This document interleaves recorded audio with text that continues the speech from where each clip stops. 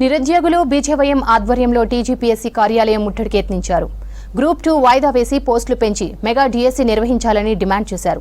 TGPSC దగ్గర ఎలాంటి అవాంఛనీయ ఘటనలు జరగకుండా పోలీసులు భారీ బందోబస్తు ఏర్పాటు చేశారు. టీజీపీఎస్సీ దగ్గర నుంచి మరింత సమాచారం రత్నకుమార్ అందిస్తారు.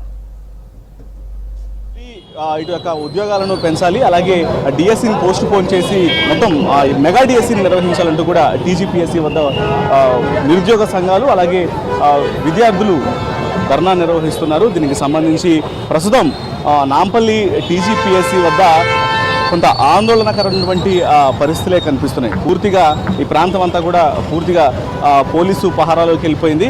ఇప్పటికే పలువురు నిరుద్యోగ సంఘాలకు సంబంధించినటువంటి నాయకులు కావచ్చు, అలాగే పలువురు విద్యార్థులు ఇక్కడికి రావడం జరిగింది. వాళ్ళని వెంటనే పోలీసులు అదుపులోకి తీసుకొని అరెస్ట్ చేసి పోలీస్ స్టేషన్లకు తరలించారు. మనం విజువల్స్లో చూడొచ్చు.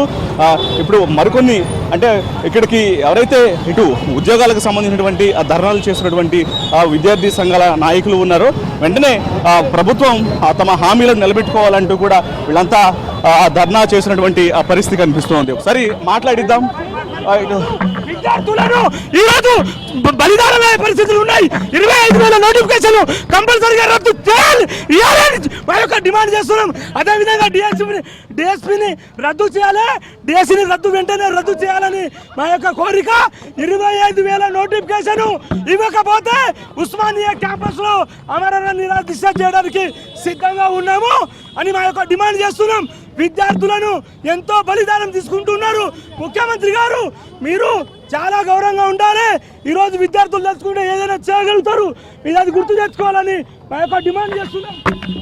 సో అది మొత్తంగా వెంటనే మెగా డిఎస్సీని నిర్వహించాలి.